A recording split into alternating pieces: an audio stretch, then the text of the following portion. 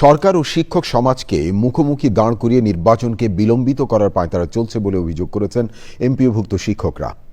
কেন্দ্রীয় শহীদ মিনারে চলমান অবস্থান কর্মসূচিতে শিক্ষক নেতারা বলেন, শিক্ষা উপদেষ্টাকে দ্রুত প্রত্যাহার করা না হলে আরও কর্মসূচি দেওয়া হবে। প্রজ্ঞাপন জারি না হওয়া পর্যন্ত অবস্থান কর্মসূচির পাশাপাশি শ্রেণী কার্যক্রমও বন্ধ থাকবে বলে ঘোষণা দিয়েছেন শিক্ষকরা। বাকিটা জানাচ্ছেন সহকর্মী শহীদুল্লাহ রাজু। 20% বাড়ি ভাড়া, 1500 টাকা মেডিকেল ভাতা এবং 75% উৎসব ভাতার প্রজ্ঞাপনের দাবিতে এক সপ্তাহ ধরে আন্দোলন করছেন বেসরকারি এমপিওভুক্ত শিক্ষকরা।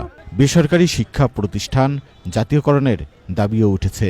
দুপুরে কেন্দ্রীয় শহীদ মিনারে গণ অনশন কর্মসূচি থেকে আন্দোলনরতরা কালো পতাকা মিছিল বের করে হাইকোর্টের সামনে কদম ফোয়ারা সংলগ্ন সড়কে অবস্থান নিয়ে বিক্ষোভ করেন।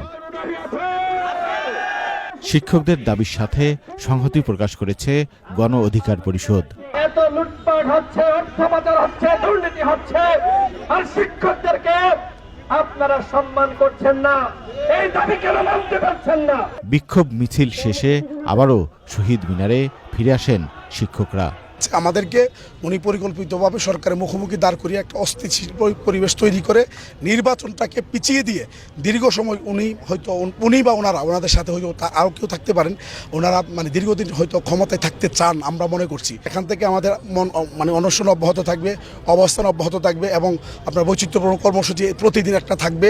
5ই অক্টোবর অর্থ মন্ত্রণালয় এমপিওভুক্ত শিক্ষকদের বাড়ি ভাড়া মাত্র 500 টাকা বাড়িয়ে প্রজ্ঞাপন জারি করলে তা প্রত্যাখ্যান করে 3 দফা দাবিতে আন্দোলন শুরু করেন শিক্ষকরা।